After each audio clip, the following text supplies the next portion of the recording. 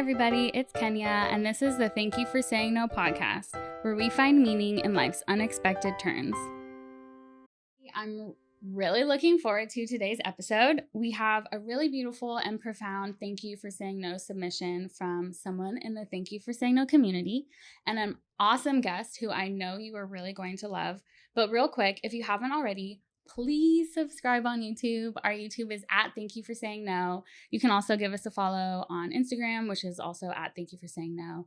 And we post some inspiring content on Instagram where you can get the chance to engage with the community there. So today's Thank You for Saying No submission is anonymous. And they said, my thank you for saying no moment was death. I was born 1 pound and 7 ounces at 27 weeks in 1978. My mother lost her sister to a brain aneurysm at 16, and when the doctor told her I was dead, she said she saw her sister's face appear with her big smile and her dimples and say, everything will be all right. And it was. My family believes in prayer, which is the strongest weapon.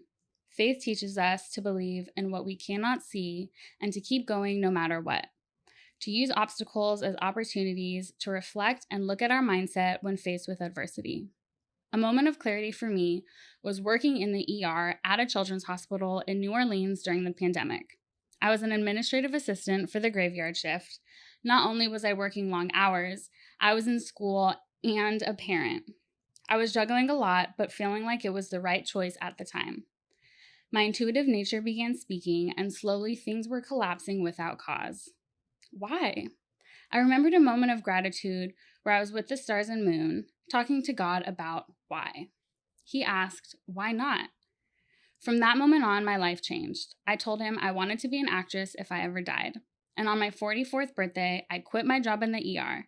A month later, I was working with A-list actors. It was faith that something out there is better. I lost friends, family, and took that walk away from everything for peace. Who knew? It's how I found this podcast, my soul tribe. So listeners, I encourage you to keep going and shine bright. You are wonderfully and beautifully made. I believe in you. I promise if you follow your heart, it will dance. The universe doesn't allow everyone in your solo journey. You're just that special. Please know that what is lost will be gained more than you can imagine. Nothing is impossible if you believe. Keep the faith. I love you all. And then they said, Dearest Kenya, I felt out of this world at times, but finding your podcast has been a safe haven for me. I am grateful, humble, and speechless. Thank you for shining bright and sharing my story with your listeners. I love you. I'll be 45 in 2 days, and everything happens for a reason. My mom's middle name is Faith. Aw, R.I.P. Mom. First of all, we love you too. Thank you so much for submitting this really personal Thank You for Saying No story. I can't even begin to describe how moved I am by what you wrote, but I'm going to try.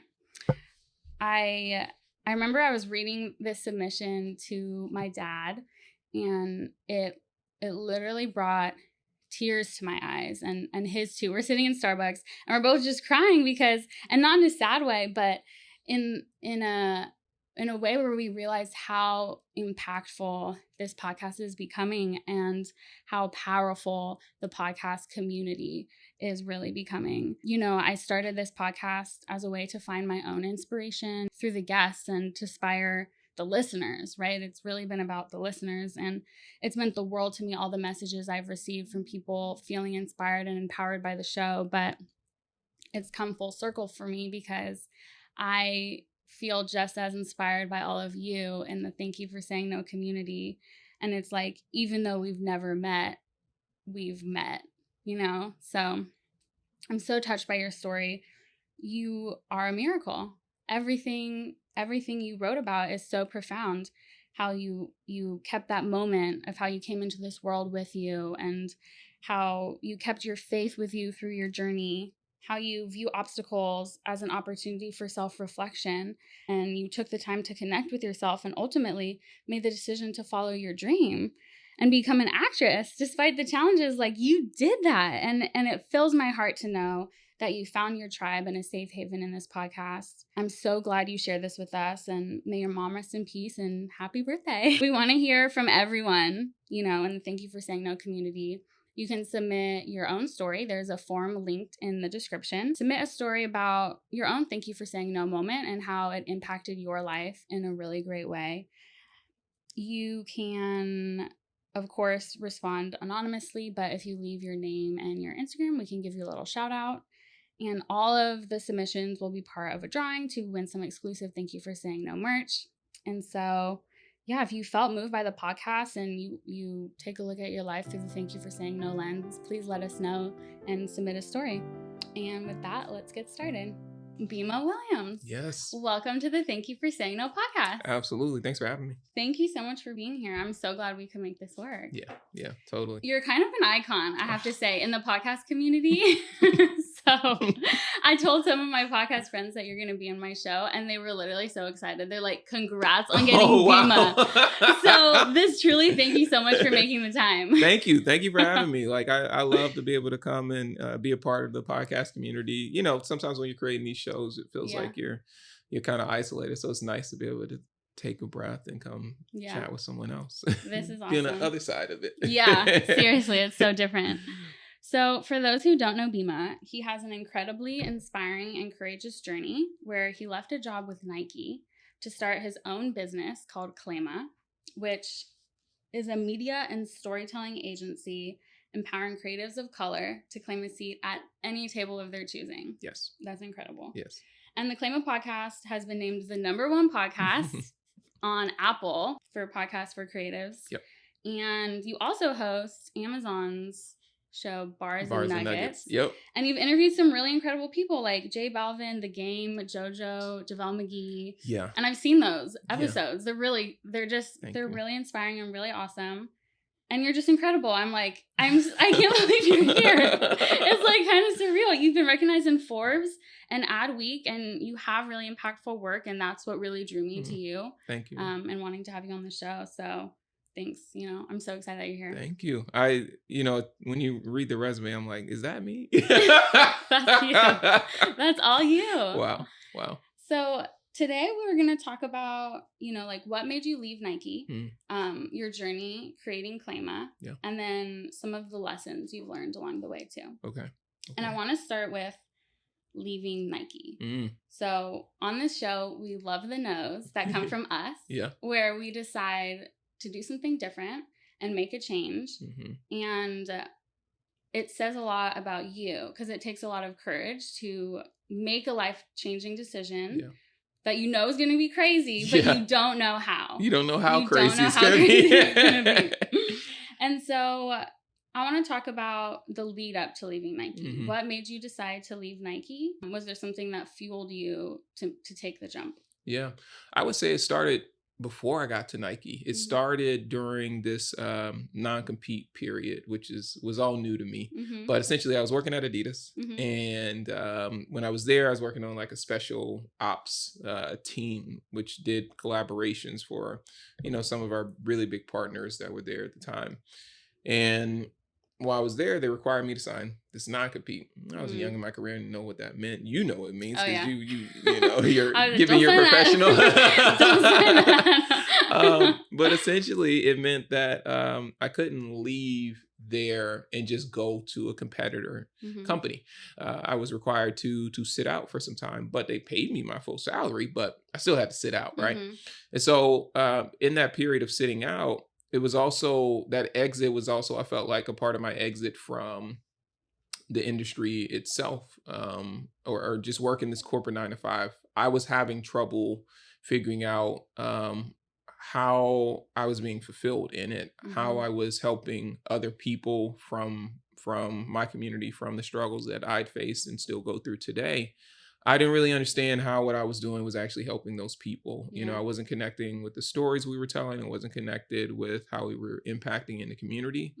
And so I was really starting to have a lot of conflict internally with that. And so it was during the period of that time off and going to Nike. And I was privileged enough that I got a job at Nike, and they said they were going to wait my whole year until I was able to come, which is, that doesn't happen often, right? Yeah. So you're like, not only are you out of a thing, you got to check and you Yeah. know what your other thing is.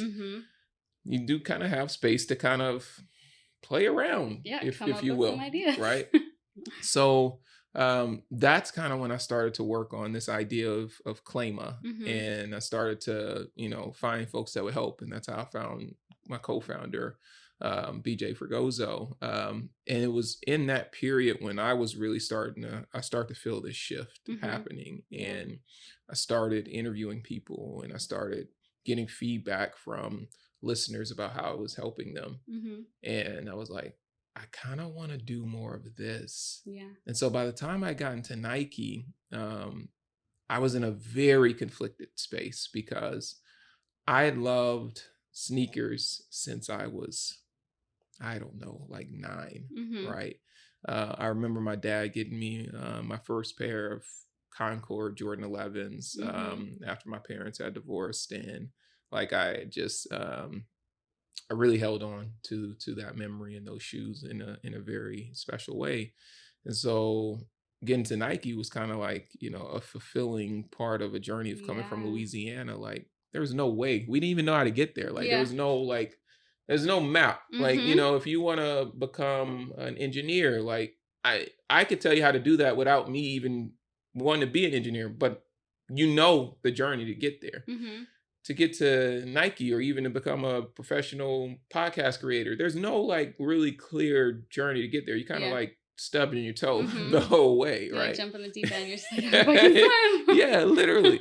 So, so by the time I got to Nike, and don't get me wrong, this was like my dream role at Nike. Like I am working on collaborations with Supreme and Travis Scott and Stussy and Drake. Like I'm working on these projects that 18-year-old me is like, yo, like this is what I've been working so hard for. And I remember the moment where I knew like I had changed. Like it wasn't that there was anything wrong with Nike or that. Like it was purely the thought and the fact that what I wanted out of life was different. What I wanted out of my career was different. And how I thought about my purpose was different at that point.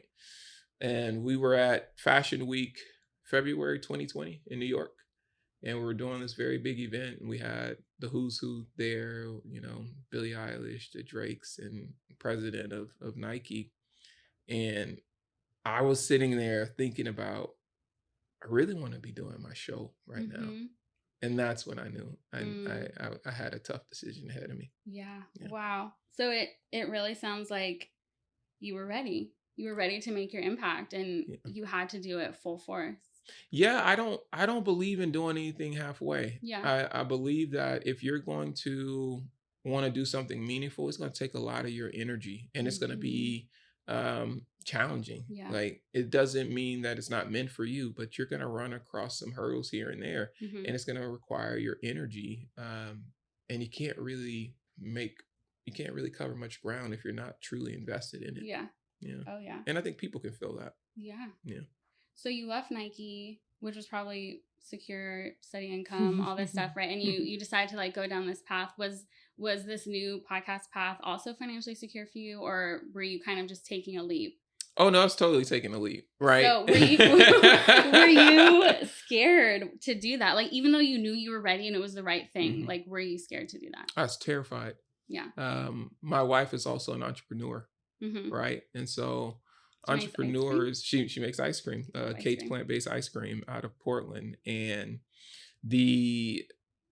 it's a lot of layers, right?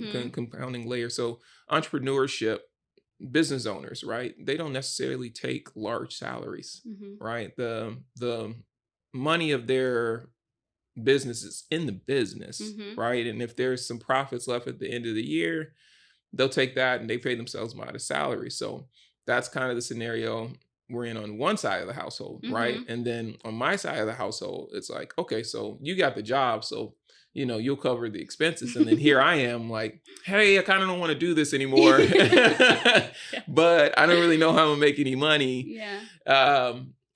That was the scenario. And on top of that, we still had day-to-day expenses. We got a mortgage, right?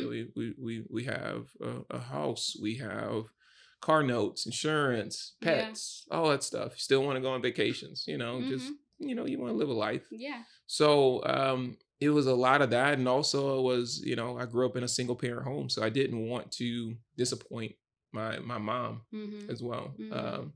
But ultimately it came to a place where I was like, well, I can't please everyone. I don't want to wake up every day and have anxiety and discomfort and these stresses that I'm worried about. I'd rather have stresses that I want to be passionate about. So I decided to make that decision with my wife's blessing, and things started to fall into place. It's really weird. I have so many thoughts in the moment. So alignment is a big theme in this show. Is when things align, you just kind of know. Things just start working out. Even the hard stuff, you can figure it out. But before we get into the alignment and all that stuff, how did you walk through that fear and anxiety? Because for the listeners at home thinking about starting their own business or following their passion or their purpose, but it's a risk. That fear and anxiety of not knowing and not feeling secure will prevent people from doing things. And that's fair too. Yeah, that's fair. That's fair too. Yeah. But so for the people who want to push through that fear and anxiety, how did you do that? Well, it's redefining it, right? Because I did grow up with a different understanding of things. I grew up thinking that if you failed once, then maybe it wasn't meant for you. I grew up with the discomfort of if you did something and you weren't great at it and you got made fun of it, then I started to really internalize those anxieties and started to develop the stage fright and the anxiety that comes with that and wanting to hide, my true self and my true desires. And so how I had to start work, I really felt like I had to start from scratch, honestly. And so one of the first things was doing my own research and going on my own journey around how are people dealing with anxiety. It was my first time really starting to deal with the word, to really associate the word with myself and what I was going through. And so that first part was really just education. I would start listening to different shows. I'd talk to different people about hey, what is this that I'm experiencing? What am I going through? And then from there, I'd start figuring out different ways that I could try to work through it, right? And what so worked for you? Meditation was one of those things that worked for me. I'm a big meditator. Going on that journey, learning and spending time with myself. I think the biggest part was carving out time for myself, because I never really carved out time where I was just being still and focused on me, right? If I was up at 6 a.m., I was up working on an idea, right? Or if I was throughout the day, I was working my job, and then at home, same thing. I never really carved out the time to be like, what do I care about? What am I feeling? Let's journal about this. Let's meditate on it, right? And so those, I would say, the writing in the journal, the meditation, and then the movement of my body. So going for a run in the morning, those were ways that I started to work through the discomfort. And then the other part was actually through my show, because what I would start to discover is that there's one thing about getting lost in a creative process that can also totally help with the anxiety and the worry and the stresses. The other thing is knowing that you aren't the only person that's gone through struggle. Right. So many other people are going through things, and sometimes other people are going through things that are way harder than what you're going through. It gives you perspective. Yeah. And so I gained a lot of perspective. Yeah.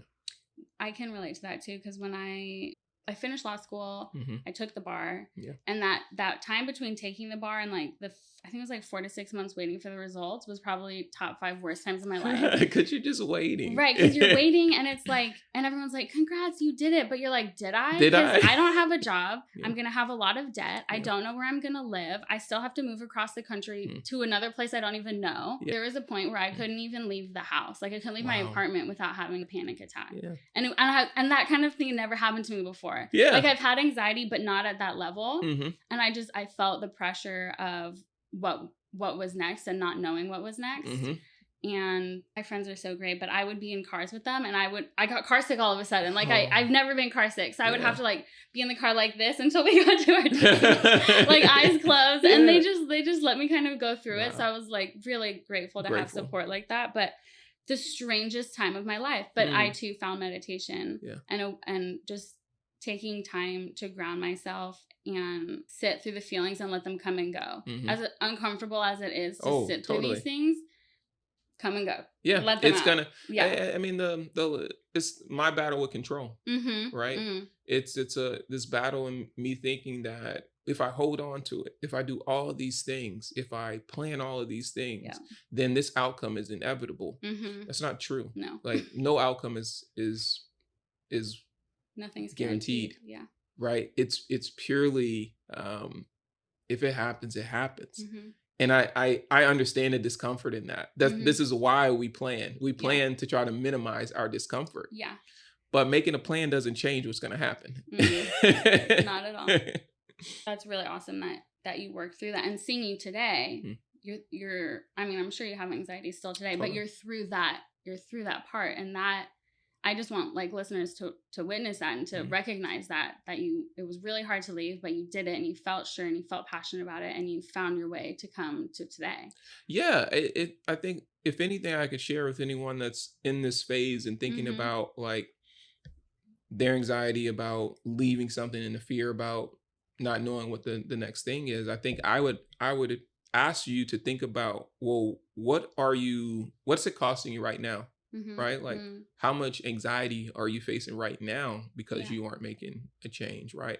How much discomfort are you facing? How much growth are you sacrificing in the moment because you aren't willing to put yourself in a little bit of discomfort to get a little bit out of that comfort zone, right? There's this great big life that maybe just on the other side, if you could just step out a little bit. Yeah. You kind of answered this question I wanted to ask you, but what advice would you give someone who's saying they're not ready? You're never ready.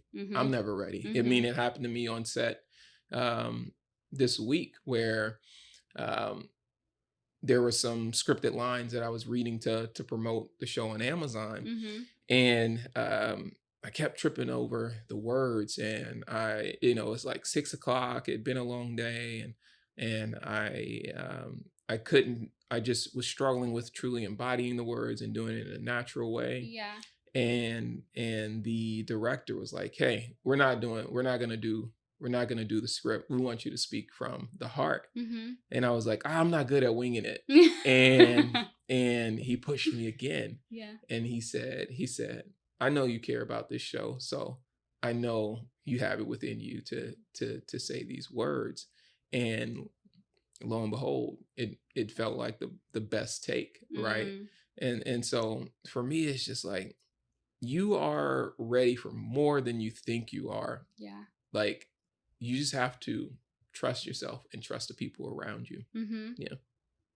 Yeah, that's so it, because every entrepreneur I know, or anyone starting anything of them, whether it's music or producing or just anything that they're starting that's their own, no one's ready when they start. Nobody. They take a leap, they jump in, they're like, I'm going to trust that I got this no matter what the outcome is going to be. Yeah. My friend Aaron would say, you build the plane as you're flying it. Like, it's like you got a little, a skeleton plane and you're adding things to it as it's in the air. Like, that whole thought of like, build it and wait is a joke. You're going to be waiting forever. Yeah. So that's actually a good segue for your why, for why you started Claima. Because I think even though things can change and evolve and ideas grow and just reform as we go on, our whys tend to stay the same. And our whys kind of give us a place to start and then also guide us as our idea evolves. So let's start with your why for Claima. I wanted something better. I wanted something different. I wanted, personally, I wanted a different quality of life. I wanted to have more of a choice in what my day to day was like and where I was going. You see that control creeping back in. And so it really started there. But then as it got outside of me, which is where I believe everything has to go. If we're going to do anything meaningful, it has to be about more than us. Yeah. What it really became the core of was, how can I help other people who are looking at my journey and wanting to know how they can replicate it in their own way. Yeah. And so my why has really become about, how can I help other independent professional creators? How can I take and distill the journey that I'm literally going through in real time and share it with them so that they know how to navigate these things as they're happening. And, you know, whether it's some kid reaching out to me in Ghana about a show that they want to start, or I literally just had breakfast with someone who is a producer, writer, host, and like what I can help them with. That's where I'm like, this is why I'm here, right? Like, this is why, this is why God has me on the journey that I'm in, because I have these information, these details that I should be helping and sharing with my community. Yeah. And that's what really gives me light. That's what gets me up in the morning. That's what allows me to go through some of these very challenging moments where you don't know. You don't know what tomorrow is going to feel like. You don't know what the opportunity is going to look like. Yeah. You don't always know where the next check is coming from. And so I just think, I'm like, this is a part of the process. This is a part of my why. I'm here to help inspire other creatives. I'm here to help take them along in the journey so that however far I get it, they go even further. That's literally why I'm here. That is sort of similar to my why for starting the podcast. It started as this idea where I was looking for my own inspiration at a time where I wasn't getting a lot of job offers, right? That top 5 worst time of my life. Yep. And every rejection I got, I was thinking to myself, one day I'll be glad this didn't work out. One day I'll be saying, thank you for saying no. And then when I finally got a job, I was like, I think this would be a good podcast idea. And so someone close to me actually passed away. They overdosed on fentanyl. Yikes. And I felt that they would benefit from hearing the stories that I wanted to share on the show. Wow. And so that's what pushed me to start it. So similarly, it was this wanting to help other people in low moments feel inspired and have hope. So that's my why. I want people who are going through a no moment or having a major unexpected turn know that it could be so great at the other side. Yeah. And I think like a part of like, I want to clarify, it does have to start with, you do need to go on that selfish journey. Yep. You do need to go and understand what it is that you want and what you're having challenges with. And if you stay open and you pay attention to the signs and the conversation of the world, it will lead you to how you then need to show up to help other people. Yes. Like it will totally work out that way. Yes, 100%. And so since you had your why kind of as your umbrella as you moved through Claima, how has Claima evolved? Yeah. And we sort of touched on this a little bit too, like, because sometimes people won't move forward because they're like, my idea is not ready, it's not fleshed out yet. But in reality, it's going to evolve. Yeah. And so tell me if I have this right. Did Claima start, sort of the idea of Claima, maybe by a different name, start back in like 2011 for you as a blog? I would say it was more of the mechanics. Yeah. But the IPs were different, but they are akin, right? Like you can't have my 2011 Claim Your Journey, which is my running blog, run community in Louisiana. That Claima doesn't happen if that doesn't happen. Right. So how has Claima evolved for you over the years, and tell us how it transformed? Yeah, totally. So Claim Your Journey was definitely a part of my journey where I was working this dead end job after I got out of college, and it was like this data entry job. And I hated it. I loved the people I worked with, but I just didn't identify with what I was doing. Like I really wanted to be in something that was closer to culture and entertaining and around like all facets of culture, right? And I was doing the complete opposite of that. Yeah. And so when I was looking for an outlet, I've been a runner my entire life. And so I I wanted to figure out how I can maybe get back into it because I'd gotten a little further away from it. And so I just used that blog to take me into the running community. But what it really was teaching me was how to cultivate community. It was really getting me out of my comfort zone of engaging with people because I'm naturally an introvert. Yeah. And so I cultivated skills, social media. I met a mentor that would help and guide me. And little did I know that was going to send me on this great big journey where I was going to learn even more by going into my professional career, working at Saucony and then working at Adidas and working at Nike. All of those things were impactful. And so by the time I got to the thought around like Claima, Claima was more so, I think, a culmination of all of those experiences and what I felt like we needed to see in the world. And so Claima then became the podcast. And I was actually reluctant. Like I was going to build the plan and we were going to find a host and I was going to be a producer in the background. Yeah. I was not supposed to be sitting in that seat hosting, at least not in my brain. But what I'm putting words to, and it's part of this book I just finished reading called The Surrender Experiment by Michael Singer. It talked about, there's my preferences, right? And those preferences keep me comfortable. They don't let me grow. Yeah. And my preference would have been to not be in the seat having that conversation because I'm like, what if I ask the wrong question? Yeah. What if I look silly? And what if people make fun of me? And what if I'm not good at it? Well, the obvious answer is, of course, you're not going to be good at it. It's your first time doing it. Doesn't mean it's not necessarily for you, but it just means that it takes work. You'll get better.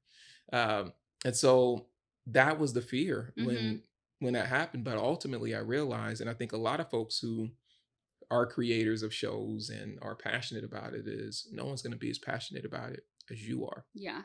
And so ultimately, it is yours to sit in the seat, to be the face of the show. You have the most passion for it. You literally put the idea together. Who else is gonna do that? Channel that, you know?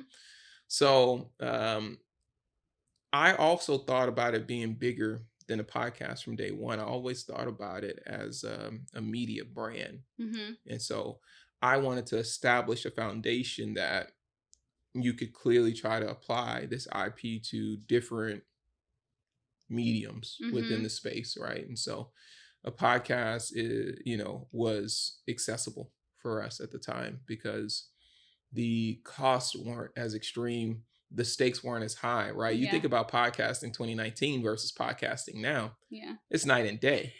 It's also a lot more podcasts. But then you could get away with audio only. You could get away with certain quality sound. Now it's like, you gotta have audio, you gotta have video, you gotta have the social clips, you gotta be on this, you gotta do events, So but I also credit my ability to think that way due to my brain experience. I knew how to build something that was bigger than just what essentially it looked like for face value. I knew like, hey, this could potentially become something more, could have more legs to it. It sounds like adaptability is a good word for how Claima sort of transformed, because being adaptable is a skill. It's not, I don't know many people who are just like really good at being adaptable. I'm certainly not. It like takes a lot of work for me to be adaptable, but being adaptable allows ideas to grow, and it allows you to go after an opportunity that might not have been what you initially thought, but so worth it. Totally. I think the biggest moment of being adaptable for me in recent time was that moment of the decision to get into the seat. Because if I was going to sit there all day and make excuses about why this, why not, and I look back at what you shared when I said, wow, is that me? None of that happens, right? We've been able to give away like over $500,000 to other creators. The Claima storytelling agency. That's amazing. And it's like, you can't do that if you never get in that seat. And that's when I start to realize, it's like, yes, there's moments of being comfortable. And I like to make the comparison to being an athlete, right? I think it's a great comparison is when you think of athletes, some of the best in the world, they have periods of discomfort, right? And to me, those moments are like training, right? When I'm training, I should be pushing myself to be uncomfortable. It should be allowing me to expand, right? Because when I rest, my muscles are going to get stronger and then I can push myself even further. Yeah. Creators have to think that way themselves, and that we can't just do what's comfortable to us. We have to put ourselves in environments that aren't comfortable to us, because that's the only way that you can grow. Oh, yeah. So you have to adopt. You have to adapt. You have to be willing to put yourself out there. Yeah. What you said too about you needing to be the sort of face and the host of the show. It's funny because when Thank You for Saying No was still an idea, I was talking to someone I know who's in like the entertainment industry, and they were saying you should really find a co-host or someone with a bigger name to get your show out there. And I was like, okay, but because at that point I had put so much effort into the show. Yeah. I want to host the show. It's my show. Like, it's my story. It's my face. People are going to relate to me because of my why, And so it's just so funny you say that, because I remember that feeling of being like, I have to be the host of this show. I can't have a co-host just to have a name. It has to be me. And I think that's been true having started the show and been into it, because of the amount of people who've reached out saying, we relate to you. We're like, but me, that's me. You know what I mean? Right. But back to adaptability. Has there been I had to get that out. Yeah, no, I love it. Yeah, that's a part of it. But back to adaptability. Can you give us an example of you being adaptable in Claima and it leading to something really great? Oh, totally. I mean, I was thinking about, there's moments when we were working on these brand pitches, right? That's a part of, this is you need to get funding somehow. So you're trying to figure that out. And I remember we were going down to the wire with one brand, and you're talking a life-changing deal, 6-figure deal. Yeah. And last minute, they pull out. In true 6-figure fashion. Right. It's there and then it's gone. And you feel like such the drop in your heart, and you're like, what in the world just happened? Like, I thought this was for me. Yeah. And you go through the whole process of like, oh, this wasn't for me. I made this mistake. I'm so foolish. I can't believe it. All of these things. And then, next thing you know, there's something that pops up in the inbox and you're like, wait, what? Right? Yeah. So it's things like that. It's also things like getting creative where it's like, yes, our main thing is the podcast. Sometimes folks want us to do stuff for them because they like how we tell stories, and they're like, we just want y'all to kind of be an agency for us in this regard. And so that is also an example. Like, we did this project with Sperry, and we had pitched them on something. They actually came back and there's like, hey, actually, can y'all help us tell these stories about water? Oh, wow. And we're like, we haven't done that before. But we know how to pull together creative talent because we have a great community and we got a lot of skilled people, and we pulled it off, and we've got, this series has been nominated for all these different awards. And so God. I just try to say yes to a lot of things these days. I know they're going to be pockets of discomfort. I know we're not going to know the answer. I know we're going to mess up. And at the end of that, we will have learned a ton. Oh, yeah. I like that you're willing to try things. And even if it doesn't work out as you thought it would, or you failed, I'm putting that in air quotes for listeners, like you still learn from it. You still learn from it. Yeah. You only fail if you quit, in my opinion, right? To me, failure is giving up. Yeah. The making mistakes, that's not a failure. No, that's a part of learning. That's part of it. Yeah. That reminds me of probably like 18 to like my mid 20s.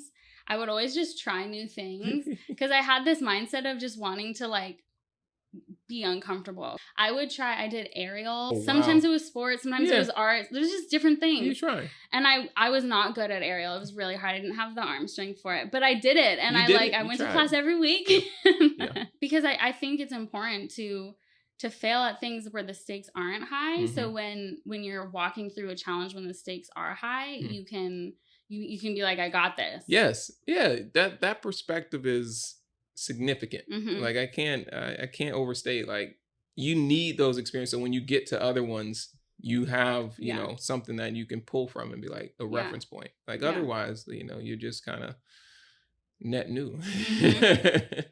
And how has showing up authentically, just as you are, played a role in your career? Yeah. Because for me, I found it to be really important to show up as I am, not sort of compromise my integrity to fit a mold for a job that doesn't really align with, like, you know, how do you relate to that, or how has that played a role in your? I relate to that 100%. You know, I decided long ago that, you know, even when we came out of the gate, I decided we were gonna, you know, stand our platform in supporting Black and brown creators.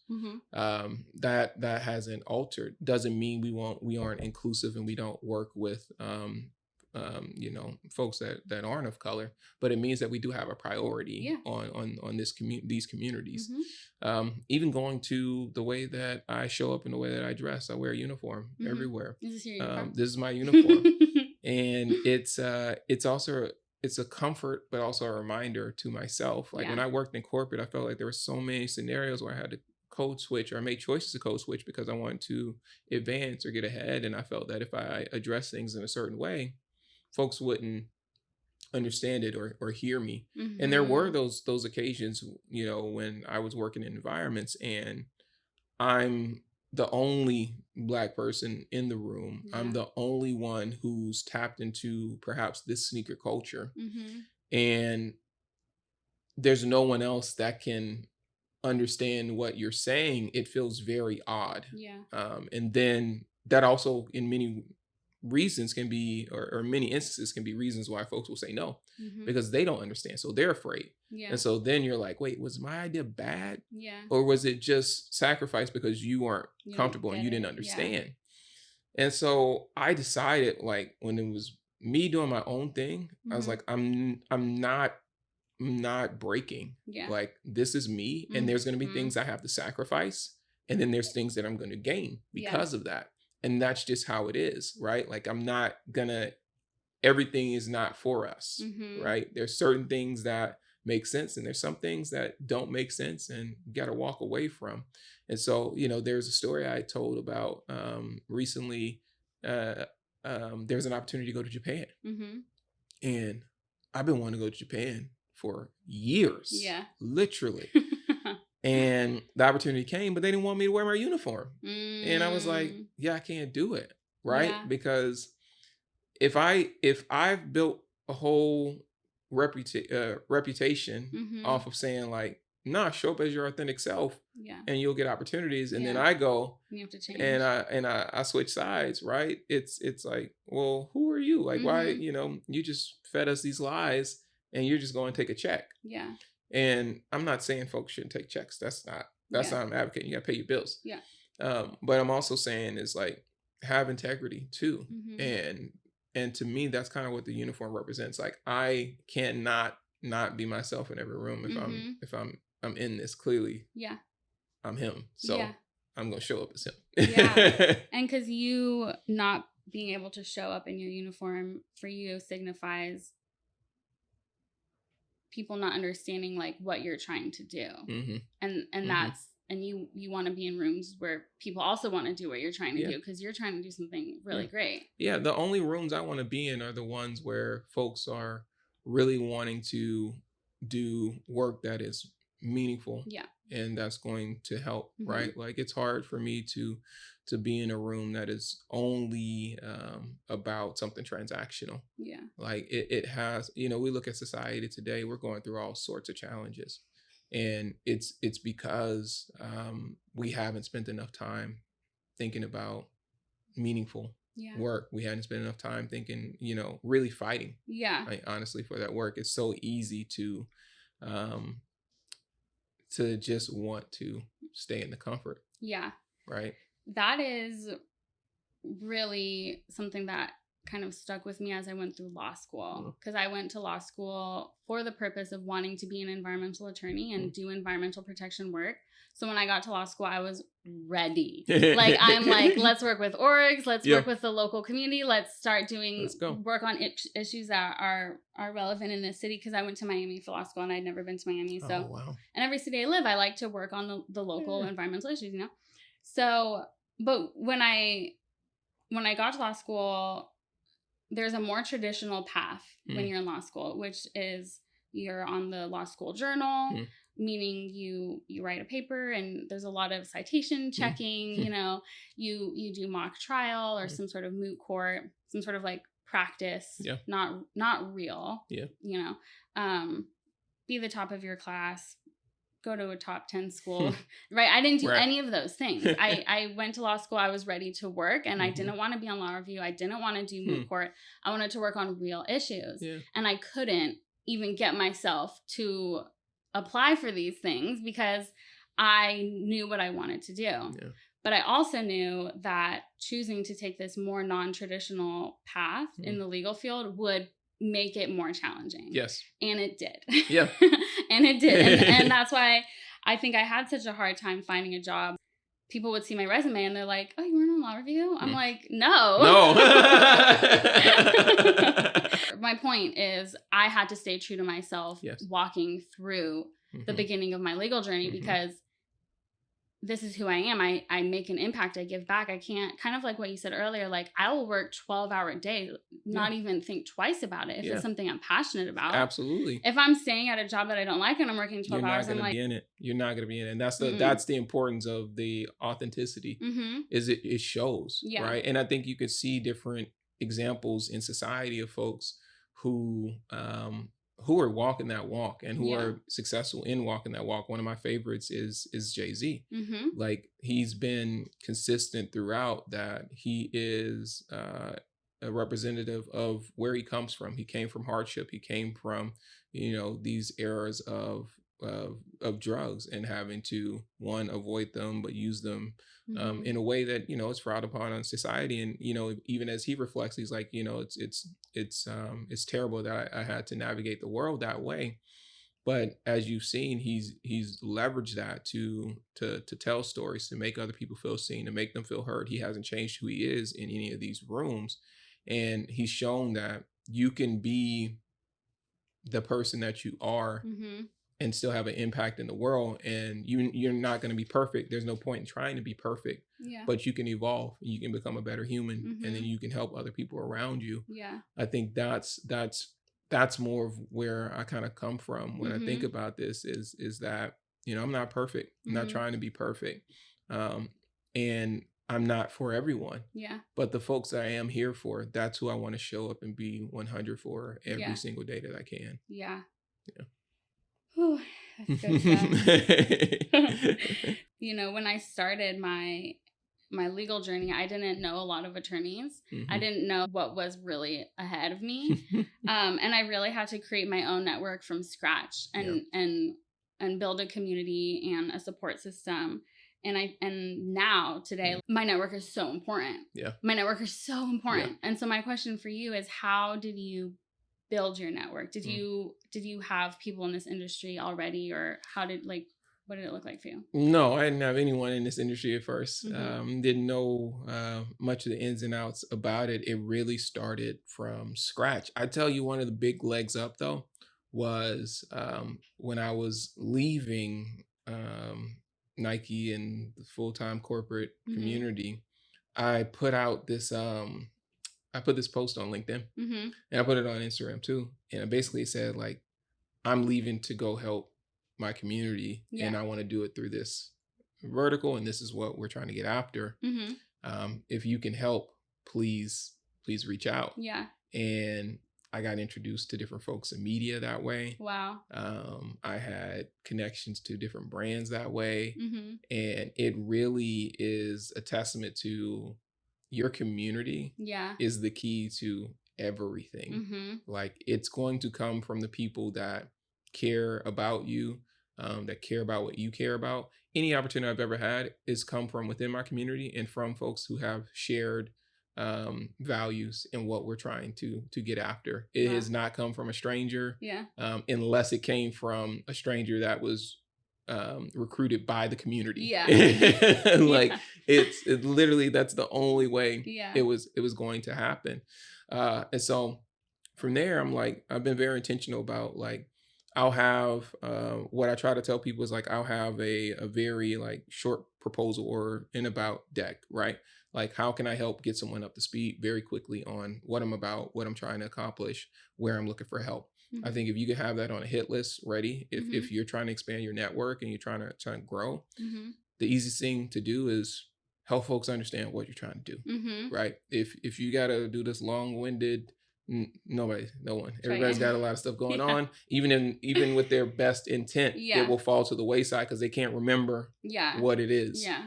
The other part that helped grow the community is sharing what we're doing, Mm-hmm. right? And so whether that is sharing clips of the episodes and sharing episodes on various platforms and sending it to our network, whether it is telling stories about the experience like I do today, Mm-hmm. where I'm just very honest about what we're going through, the challenges and stuff that we've learned along the way.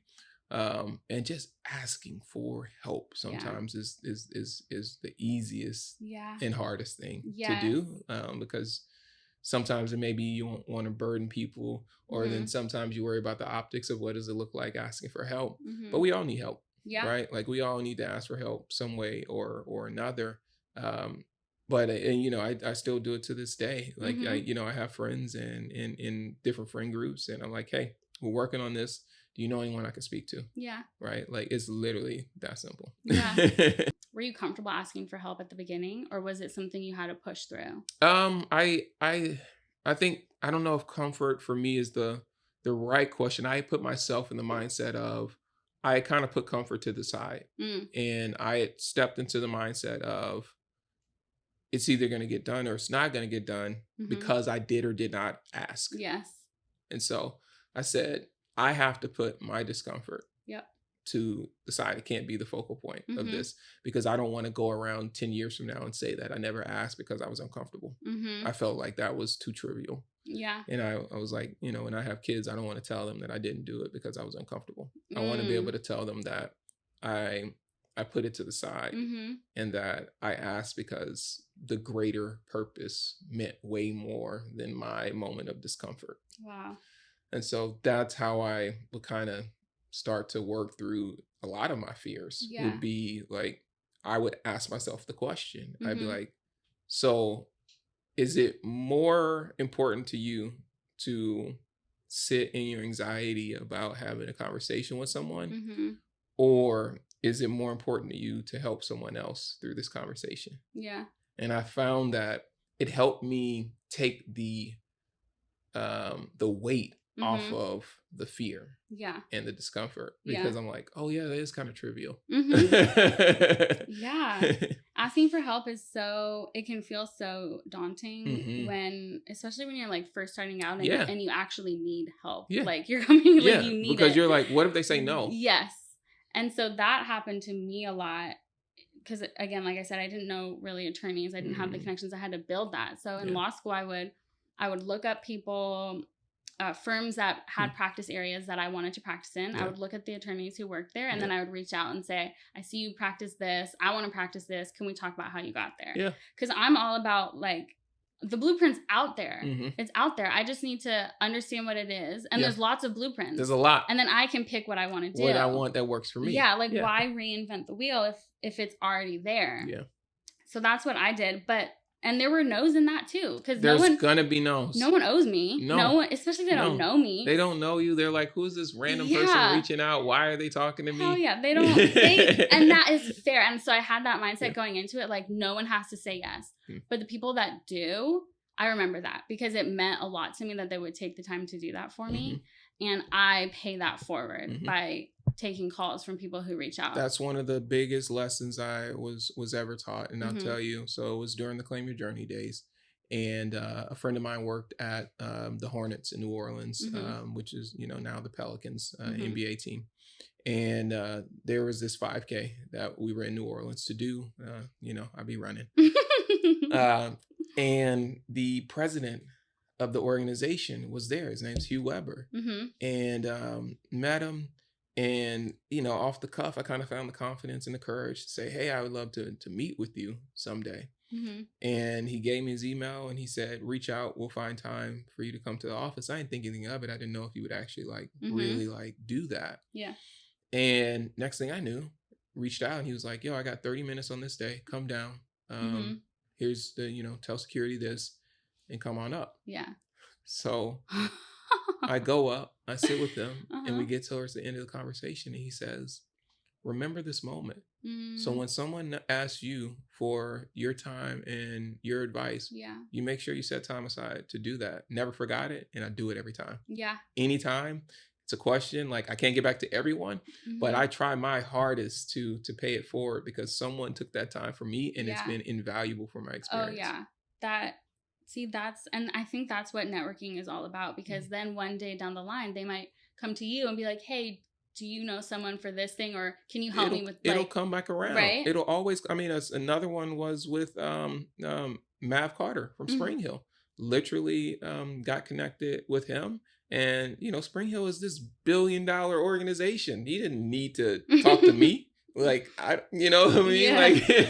Like, there's stuff where I'm like, yeah, of course I can offer. Like, I do feel like I have things to offer to the conversation. But what I mean is that he's so busy and he has other things going on. Yeah. It's impressive. But literally gave me time of day on a Zoom call and then gave me time of day here in LA.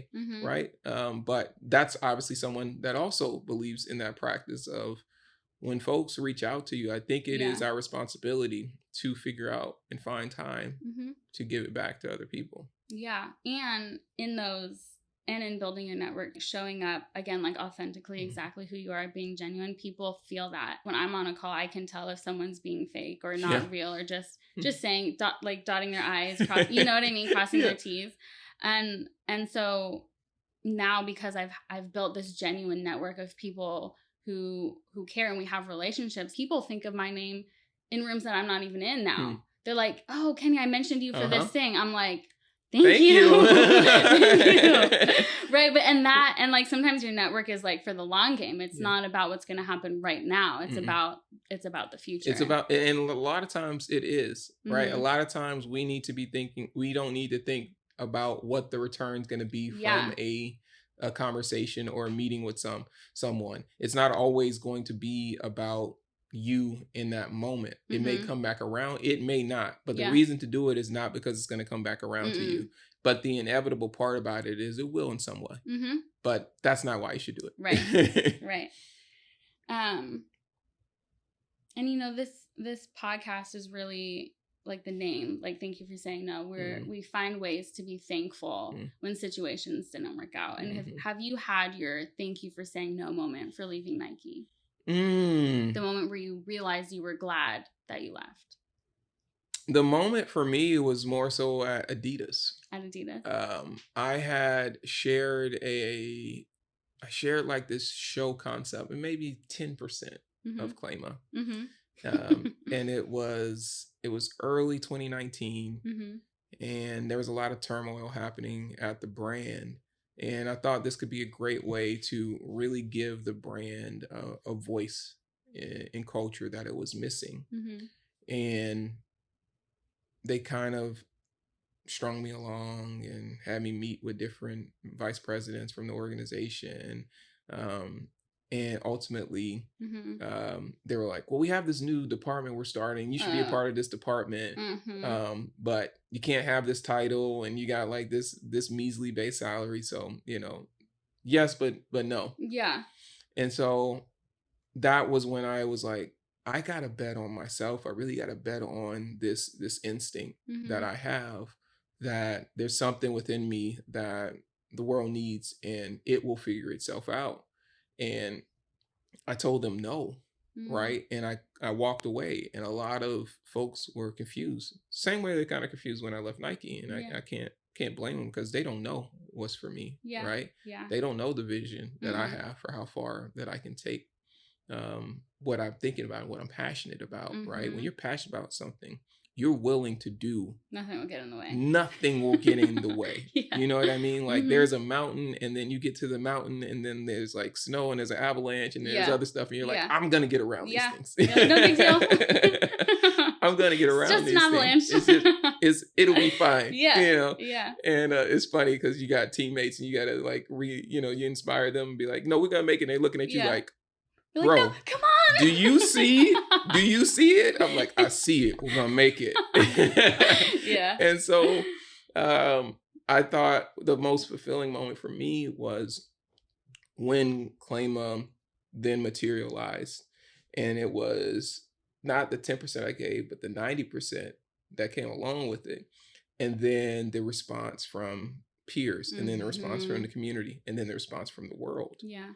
And that's when I said, wow, I'm so happy I said no. And then I heard through the grapevine, right? They were like, letting him leave was one of the worst decisions we made this year. And I was like, I'm never a person that, I do not lie about my capabilities, right?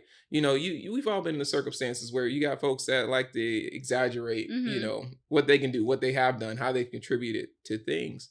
And maybe for better or for worse, I've always kind of been down the line with what I can do, right? Sometimes that might not, you know, register for people, because when I left Saucony, I was the youngest, I was one of our youngest business unit managers, and I'd helped grow our lifestyle business to 50 million. I'm not even 30 yet. And that's what I was doing there. And so when I came over to this other brand, I think people thought I was blowing smoke. Oh. And so a lot of the times I was trying to figure out ways to stay interested, because I didn't realize what I was trading off when I kind of went over. And so when that happened on the Adidas side, when they had said that, you know, in ways I was like, well, yeah, but I was also like, it's crazy I didn't recognize that in the moment when I was there. But it also taught me a lot about the world, and that there are very few people in this world that understand talent and understand how to recognize it when they see it and what to do with it. Yeah. The great majority of other folks are following trend. They're following numbers that are fabricated and don't make any sense a lot of times. Like, that is not also a qualifier or a requirement for what is good talent or not. Right. And so I've always found that sometimes the best way is to just go out and do your own thing, not to prove it to them, right? But it ends up proving it to them. Yeah, is what happened. But that was the best no ever for me. It's the best no. Yeah. I don't regret it. I don't look back on it. It's like, I'm so happy that I said yes to me. Yeah. Yeah. That's so awesome. And I know people hearing that, they're going to feel that. They're going to feel that. Yeah. Was there a thank you for saying no moment that led you to hosting Bars and Nuggets? Oh, yeah, there was. You did your research.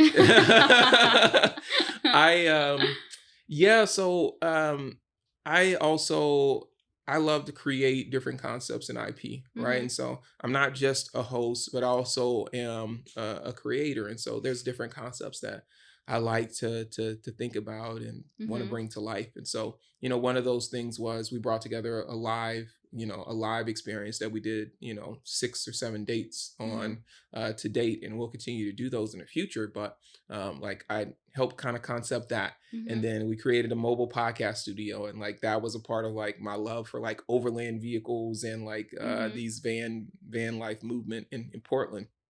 And so I was ready for this kind of reality unscripted show concept that we've been working on. And it was really kind of rooted in this space of like the Great Resignation. And people were like leaving these jobs, and they were like, go and do their own things. And some have built these big careers off of it. And, like one of the examples I was taking was like Diddy, like he was an intern and, did what he could.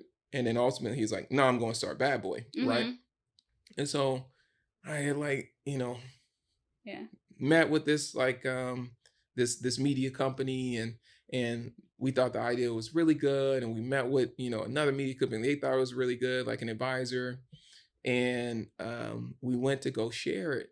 And it had got through the first door, really excited about it. Like the big boss was like, yes, this is dope. And then it got to like the unscripted team and they were like, well, you're not a celebrity host, so why? Like they're like, no, like your name's not big enough. We're not spending the energy on this. And God, I was frustrated. You know, I was frustrated because I'm like, damn, we're in a world where I'm like, one, I felt like that's just lazy of them to not want to work with talent that's here. Like if I got this far, like the least you could do is try. The least you could do is try. Right. Like I made it in front of you. I'm in front of you. Right. Like there's nothing worse than like, that's like, you know, I think about like a young kid that's developed a new skill and you don't show them time of day, you crush their spirit. And I felt like someone was trying to crush my spirit that day. And so I won't lie, like I was really uncomfortable about it. I was just like, that just doesn't make sense to me. And at the same time, I also had to work through like, there's also time and place. And, you know, maybe this isn't the time and place. Maybe this is also a part of the journey of like trying to guide me in a certain direction. Who knows? So that happens. I'm like, oh, this sucks. I'm like, I'm not where I thought I should be. You know, you're doing all this shit. And so I end up, but at the same time, good things are happening in life, right? So literally the next month, I'm in Paris.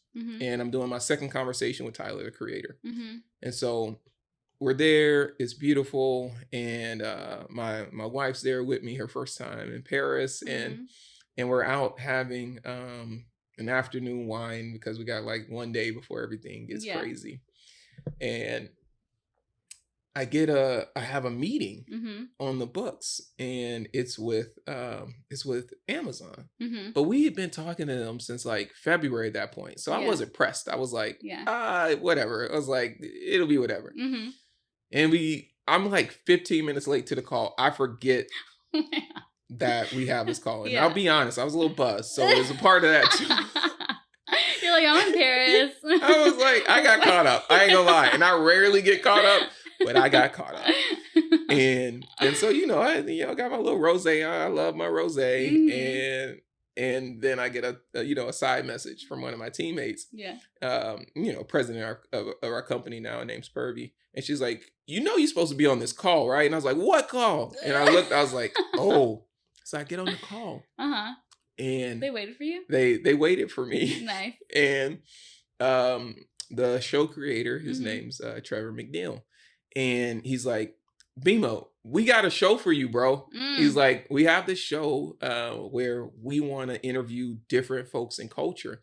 But not one of these shows where, you know, we're just going on there to gossip or we're going to talk about superficial things. Like, we really want to do this roadmap narrative-based show where you can do what you love to do, which is really get into the nuggets and the details of their careers. Like, I'm not great at chit chat. I'm not great at, what do they call it? What's the word they call small it? Talk? The small talk, right? If I want to have I want to know you. Like, let's talk. Like, I don't care what you had for breakfast. Like, whatever. Like, I really want to know what makes you tick. What, you know, the conversation we're having here, really impactful. And so when he said that, and he showed me some of the talent that they were thinking about, and he used the reference of the first Tyler, the creator interview. I'm sitting there like, well, of course I couldn't do this other show because this was here. This is what I was supposed to be doing. And you never know. You can't connect those dots moving forward, right? Shout out to the great Steve Jobs. He said that in that commencement speech. You don't know, right? All your job is to continue to put out, show up in the moment. And then everything else is going to orchestrate around you. Right. And then you decide what you do with what's happening there. But that was another one of those moments where I was like, wow, this is truly out of my hands. But it's great to know that when I show up the way I'm supposed to show up, great things happen. And that was completely out of my control. That's amazing. Literally, that story is so amazing and so spot on for this podcast. Because not only did the first job not even give you the time of day, they're like, no. the Amazon, they waited for you for 15 minutes. They had already researched into you. Like that was meant for you. Yeah. Thank you, Trevor. Thank you for dealing with me. And that kind of goes to the alignment of things. That first opportunity, it wasn't aligning. Yeah. Even the hard stuff, even the easy stuff, it just wasn't. But the second one, when it's right because it aligns. Yeah. Yeah. I think that's something we have, like, again, like I think when you're a high achiever, there's nothing more comfortable to you than being in control of every single part of it. There's nothing more uncomfortable than not being in control. And where I'm at this stage now is that I'm realizing that my journey is to be in that discomfort of not being in control, because I do believe the future of a lot of the things that are going to happen in my career and in my life, they're going to happen because of the people around me. They're not going to happen because I pursued them. They're going to happen because I was in the moment doing what I was supposed to do. And somebody got inspired. Yeah. And they were like, I actually think you'd be great for this. Or I think Claima would be great for this. Yeah. Or what about this? What about this? Right? It has to come organically from other people. You're not going to convince them. Yeah. They will have convinced themselves. Yeah. That takes time. That takes seeing different things manifest. It takes different conversations. Yeah. And it's a different way of thinking, because my whole professional career, I have been the person that's been buttoned up. I've had the idea from end to end. I know how to resource it. I know the team. I know everything about it because it made me feel in control. Yeah. And when I really look back on it, I'm like, well, half of this stuff didn't even happen. Oh, yeah. So looking back, kind of in retrospect, how have some of the challenges that you face actually prepared you for what was to come? Ooh, let me think on that one. I mean, definitely yes. I want to think through some of those challenges and how they have prepared me and the team. I think dealing with ambiguity, right, has been a huge tool to have access to. Because I used to have a lot of bouts and late nights with anxiety around, oh my goodness, this thing fell through. I don't know what's going to happen. Yeah. Oh, it's going to be the end, right? And where I'm at now is that that's always going to happen. There's always going to be moments where we do not know. There's always going to be challenges. And it was like when I thought about that situation with the brand that pulled out in the last minute, and then something else showed up. Yep. Right. When we pitched that media company about that unscripted idea and they said no, and then Amazon showed up. Right. Continuously, I'm starting to see that something's going to show up because what you're doing is of value. There are people that care about it. There are people working on stuff for you right now that you don't even know. They hadn't even told you about. And it's going to show up. Yeah. And you just need to stay focused on what you're doing. Yeah. Don't get caught up in what you're trying to force to happen. Don't get caught up on this timeline. I need to do this by 30. I need to do this by 35. If I don't have 2,000 downloads, I'm not successful. No, none of it matters. Yeah. None of it matters. What matters is staying rooted in your purpose. Yeah. Serving the folks that you need to serve every day. And over time, incredible things are going to happen. But I think the other thing that we have to get comfortable with is it's a yin and a yang, right? It's an ebb and a flow. Yeah. So if great things are going to happen, challenging things are going to happen too. Oh yeah. You don't have one without the other. And sometimes I feel like we can get caught up in like everything's supposed to be like this up all the time. It's up. It's up. You know, we look at social and it's like, it's up. It's up. I love to be up. It's up. Right. But the real is sometimes it needs to be down because there's something you need to learn. Yeah. Right. Yeah. If you want to go to the next phase. And I think, you know, I'm at a place where that doesn't don't interpret it as I don't get frustrated. Yeah. Right. Of course I get frustrated because I want to be here. Yeah. And life's like, I need you to be here right now. And I was like, but I want to be over there. Yeah. You know, they got AC over there. You got me over here. Ain't no, it's hot. It's hot over here. It's hot over here. I want to be where the AC is. And so you have to you gotta go through it. So that's what I continue to try to share with myself. I try to share with the other creators in Yeah. my community is don't get so focused on that. Be more in the present, right? Because it is everyone around you that will be inspired by that, that will then start to orchestrate and things will figure it out. And also stop trying to look up to other people, these trying to reach out to these big folks. Yes, get perspective from them, all of those things. But the people that are going to be the most helpful to you they're sitting right next to you. They are in it with you. Yeah. They know your struggle. They appreciate your struggle. They can resonate with it. Yeah. And they want to see you win. So those are the people that's going to be helping you win. Yeah. Yeah. We actually talked about that. So I do monthly podcast calls with other podcasters. I love that. For Let me get on the call. What's up? Yeah, you should definitely join our next call. That would be amazing. So we were talking about just marketing strategies and stuff like that. And really it's what you just said. It's doing podcast shout out swaps. I think I heard Issa Rae talk about that too recently. Yeah, Issa, that's the most recent one for me as well. And she spoke a lot about, like, she's like, talk to your people. Like, the other ones, they made it. Yeah. They got what they need. Yeah. It's like, they don't necessarily, like, they might need you for some creative stuff. It's like, but the leverage, you don't have that. She's like, your folks are going to be the ones as they come up, inside, outside. Another friend of mine, Nuo, we always talk about, he's like, you need to have us on the outside. You need to have us on the inside. Yeah. Right. And on the inside, he means us that are working in the corporate spaces. On the outside, he means, rebels like me. And so he's like, we need both. Yeah. He said, because one can't happen without the other. And I think we always got to look at the multiple sides of things. You can't just get caught up in this one world. Like, it's a multiverse. Yeah. There you go. So now that you're at a point where you're ready for things, right, as they come, even things you didn't necessarily expect. So how do you stay ready? Or so you don't have to get ready. So you gotta get ready. Right? How do you do that now today? I think one of the most important things that I do is I work on taking care of myself. Right. I used to be in a space where I was like, I'll sleep when I die. That whole mentality, like the whole thing. And I'm more so in a space now where I want to think about, if I want to do this for 20 years, 25 seasons, like, I think like Larry King and Oprah are like longest one show host ever. Yeah. If I want to do that, what do I got to take care of myself first. Right. And so I think of, like, I admire folks that have been able to do that and have careers and stay relevant for so long.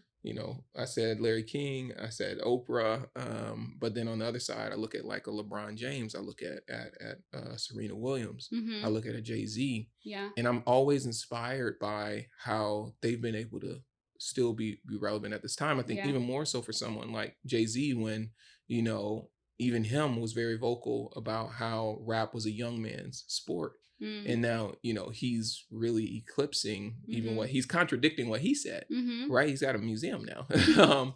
So to me, I'm like, I need to take care of myself so that I can do that. And I need to shape it around my life. It has to be more of a lifestyle oriented approach. And so, being here, we talked about like the fact that this is this is a studio. It's like, I need to be thinking about things like that when I go to other cities, like where can I go and do what I do? But a part of it is, I like to structure my day in a way where I feel good when I'm going into my creative work. And so, if I'm up at 5:30, I'm asleep by like 9:30, 10. Yeah. Like, I don't have these long nights anymore. I'm like very committed to my career and the lifestyle that I want. And so I'm up, I'm meditating, I'm journaling, I'm reading, I'm going for a run, I'm taking care of myself. Yeah. Then, I'll get into the work. I'm working with a team. Everybody's kind of got what they need to do so that we can be the best. So I think a part of that is really just like, how can you figure out, how can you do this over time? And then also figure out who are the people that can help you grow? Yeah. Who are the people that can pour into you? Right? Because occasionally you do need to be telling people, like, what's the bigger plan? Or what's the bigger vision? Yeah. Where do you want to go in the journey? And it always evolves. Yeah. Like what you thought about your show when you started is probably slightly different from where it is today. Oh, yeah. Right? No, it is. It's so I thought Thank You for Saying No would be more about like the people getting rejected from things and sort of pivoting. And it has been that. Yeah. But something that's been so inspiring for me is the no's that come from us. I didn't Yeah. realize how many no's there are in like us deciding to do something else. And Yeah. that's been so empowering Yeah. to hear about. I think it all changes. And so you have Yeah. to be open and receptive to that. Yeah. Yeah. And taking care of yourself is, I feel like it's very under thought about. To give you an example, I guess I just started therapy because I've been needing some extra support. Yeah. And I have a daily practice, right? Like I meditate too. Yeah. I'm very serious about meditating. I'll journal and I have readings that I like to do, and I take time to go to like the beach or like a secret lookout that I have, and that I need to do those things. So I was doing all of those things, and I needed more help through therapy. And because for me to show up for my job or show up for like even the podcast, but this is fun. I don't really get stressed by this too much. But I need to do all of the meditating, the journal, the time for myself. And then imagine if I hadn't done all of those things, and I would be under water. And so the taking care of yourself part of things is so important. And I feel like people don't always understand that. If you're not taking care of yourself, you can't really take care of anybody else. You can't do anything else, right? Because you can't show up, right? Yeah. I think about it this way. If you're dangerous like me and your iPhone is always on red. Yeah. And then it cuts off. It can no longer help you. Like, you mean low battery? Low battery. Yeah. It can no longer help you. And how reliant are we on it? I'm personally, when it comes to directions and GPS, I'm like, no idea where I'm going. That thing goes off. I do not know how to get around LA. Yeah, no. I have no idea how to get around here. Uber from wherever I was. Or no, I couldn't. I don't know what Uber. See what I'm saying? So you have to be mindful of that charge. Same as with you and your energy. You have to be mindful of where you're at, and you got to be honest with people. And sometimes you're gonna let people down. Right? Sometimes you're gonna disappoint them because they might say, "Hey, Kenya, I need you to come do this thing with me. I need you to," and you might have to say like, "Hey, I'm not there." And they're like, "But it's my birthday." It's like, I love you. It doesn't change it. I want to show up for you, but I'm not there. I can't show up for you. I'll get there and I will be miserable. And that's where I'm starting to understand even about myself is like, that's okay. It's not the end of the world if someone's upset with me. It's the end of the world if I run myself into the ground and then I cause myself all of these ailments, all because I wasn't willing to also prioritize myself. Right. Right. Yeah. You have to do those things if you want to be able to do, you got to say no. Yeah. You have to say no to things, and you got to say yes to things. Yes. There is a harmony in it. Yeah. In my opinion. The yin and the yang. Yeah. So I want to end on a note of something that sort of stuck with you. And I have a sort of a story to preface this question. I mentioned earlier getting a job was really hard right out of law school because of the choices that I made to sort of stay true to who I was and what I wanted to do. And during this time, I remember having 2 conversations with 2 different attorneys. The first conversation was with an attorney based in Washington, D.C. And I was talking to her about my job search and how I wanted to work at her firm. And she asked for my resume and my transcript and all that stuff. And she said, point blank, your transcript will not get you through the door here. And then the second call was with a different attorney at a different firm in Atlanta. And I told him I applied to the firm that he works at. Any advice? He said, yeah, do X, Y, and Z, and I'll put in a good word for you. And I think about those 2 conversations frequently because I want to be like Rudy. I want to be like the guy who said, I'll put in a good word for you, right? I don't want to be like the girl who is basically just like, this is the status quo, I can't help you. I want to be like Rudy, who's like, I don't care what the status quo is, I'm going to help you anyways, right? Because that's the kind of attorney and that's the kind of person that I am. Right. And so that stuck with me as I've navigated my legal career and people have reached out to me and stuff like that. I want to advocate for them too. Yeah. And so recently that happened. Someone wanted to work at my firm, or not my firm, the firm that I work at. Yeah. And I emailed the partners and I advocated for her. I said she'd be a great fit. She didn't ask me to do that. The partners didn't ask me about her. Just did it. Because I want to be like Rudy. Yes. Right? Yeah. So do you have any people or actions throughout your career that you've admired that you implement into your journey for other people? Ways that I want to, things that I've been through that I want to help others in a way. Yeah. One of those ways that I do that is because folks gave me opportunities and folks brought me brand opportunities and put money in my pocket, helped me feed myself. I like to do that, whether it's from folks that come work intimately on my team, or whether it's folks that have their own IP and we're trying to figure out how to help them out. And so I'll tell you how that in two ways. Folks that work on my team now are probably aware that I am probably giving away my secret right now. I snoop talent for years. Like I will find talent and I'll think it's great. And every once in a while I'll drop a breadcrumb and I might say like, one day, you'll come run marketing for me. Yeah. Right. Or one day you'll come be our creative director. And folks don't know how serious it is, right? But you can kind of partially take it and you hold on and you might not hold on to it. But I think what folks have to realize about me, if I say something like that, I'm dead serious. Yeah. A lot of times I'm dead serious, right? But it's such a thing where you're just like, you kind of got to laugh at it. But when I see talent, I'm willing to wait for that talent for a long time. Yeah. I'll wait 15 years, maybe, for the moment. I waited for our president for 10 years. Wow. Right. Until that moment showed up.